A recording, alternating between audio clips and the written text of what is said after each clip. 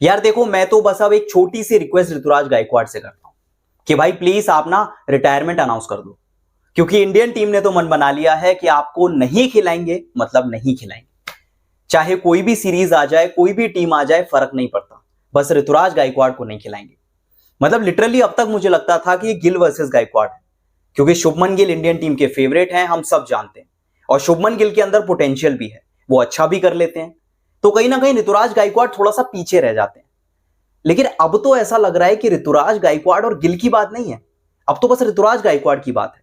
ना गिल से फर्क पड़ता, ना जायसवाल से पड़ता, ना अभिषेक से पड़ता, किसी से फर्क नहीं पड़ता।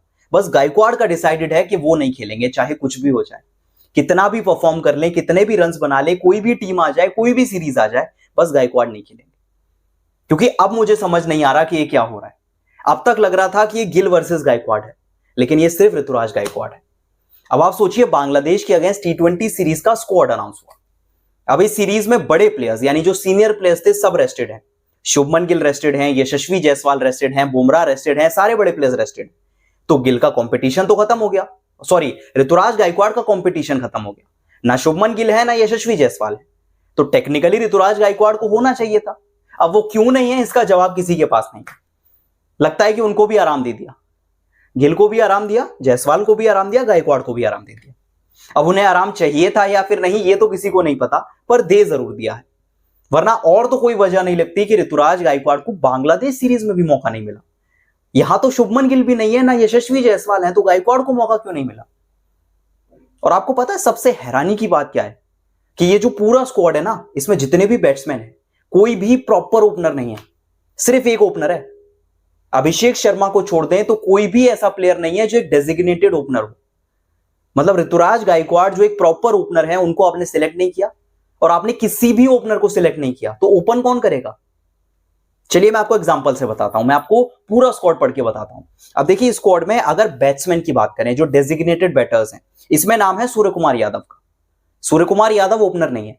इसके बाद अभिषेक शर्मा जो इकलौते ओपनर है। इसके बाद संजू सैमसन। अब संजू सैमसन हो सकता है ओपनिंग कर ले, पर ओपनर वो भी नहीं है। वो राजस्थान रॉयल्स के लिए भी नंबर 3 पे खेलते हैं, वो ओपनर नहीं है। इसके बाद हम बात करें रिंकू सिंह की, हार्दिक पांड्या की, वो तो ओपनर्स नहीं है। और आप बाकी बैट्समैन देख लीजिए, रियान पराग, नीतीश कुमार रेड्डी, सब ऑलराउंडर्स हैं, कोई भी ओपनर नहीं है। इसके अलावा शिवम दुबे को देख लें, वॉशिंगटन सुंदर को देख लें, आप किसी भी प्लेयर को देख लीजिए, या तो वो नंबर 3 के प्लेयर है, नंबर 4 के प्लेयर है, नंबर 5 के प्लेयर है, या फिर ऑलराउंडर्स है। कोई भी ओपनर नहीं है, सिर्फ एक अभिषेक शर्मा। तो सवाल यह है, आप ओपन किससे कराएंगे? आप किसी भी रैंडम प्लेयर से ओपन करा लेंगे, पर आपने ऋतुराज गायकवाड़ को नहीं रखा, जो जिम्बाब्वे सीरीज परफॉर्म करके आए थे, लेकिन जगह उनको आपने नहीं दी। अब सोचिए इससे आगे क्या बात करें, कि भाई एक ऐसा प्लेयर जिसे कैप्टनसी का एक्सपीरियंस है, जिसे बैटिंग का एक्सपीरियंस है, जो सब कुछ कर चुका है, आप बिना ओपनर के जाने को तैयार हैं, पर आप ऋतुराज गायकवाड़ को खिलाने को नहीं तैयार। अब क्या मैं गायकवाड़ और गिल का कंपैरिजन करूं, बात यही खत्म हो जाती है कि भाई आपने मन ही बना लिया है कि हम ऋतुराज गायकवाड़ को तो खिलाएंगे ही नहीं, चाहे कुछ भी हो जाए। और कहानी बहुत पुरानी हो चुकी है, ये जो सीरीज ऑफ इवेंट है वो बहुत पुराना हो चुका है। अब सबसे पहले T20 वर्ल्ड कप की बात कर लेते हैं, क्योंकि सिलेक्शन हुआ था आईपीएल के बेसिस पे। आईपीएल में ऋतुराज गायकवाड़ विराट कोहली के बाद सेकंड सबसे ज्यादा रन थे, ऑरेंज कैप की लिस्ट में नंबर 2 पे।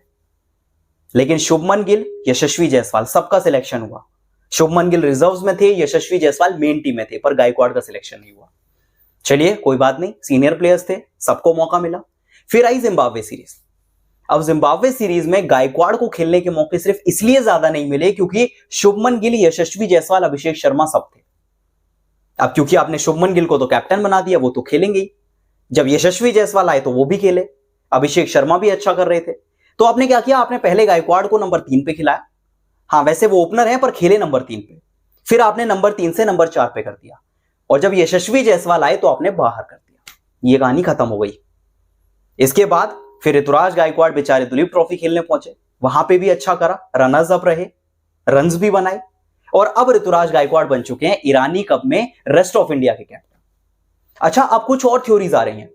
कुछ लोग कह रहे हैं कि भाई ईरानी कप है ना, उसमें कैप्टनसी उनको दे दी है, और जो ईरानी कप का मैच है वो जिस दिन खत्म होगा उसके अगले दिन से ही बांग्लादेश सीरीज शुरू होगी।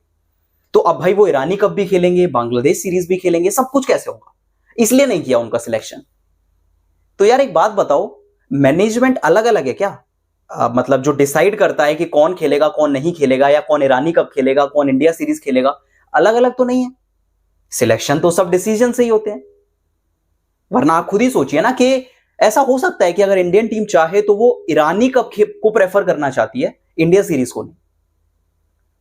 अब आप सोचिए ये जो बांग्लादेश सीरीज है उसमें कितने सारे ऐसे प्लेयर्स हैं जो कि दुलीप ट्रॉफी खेल रहे थे। अर्शदीप खेल रहे थे, रिंकू सिंह खेल रहे थे, रियान पराग खेल रहे थे।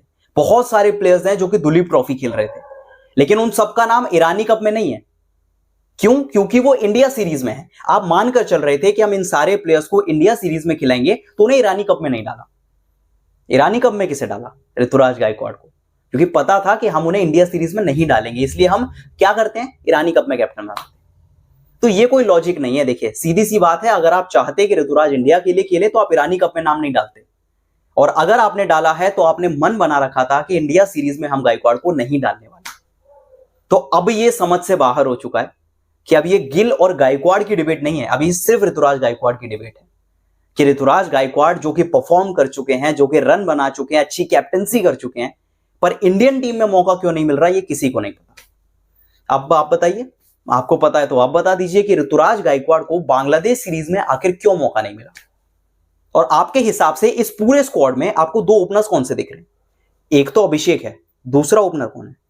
जरूर बताइएगा कमेंट करके। और अगर पहली बार चैनल पे आए हैं तो वीडियो को लाइक जरूर कर लें, अपने जो सजेशन है वो कमेंट बॉक्स पे डाल दें, चैनल को सब्सक्राइब कर लें। मिलेंगे फिर नई वीडियो में, तब तक के लिए बने रहें। Bye bye and take care.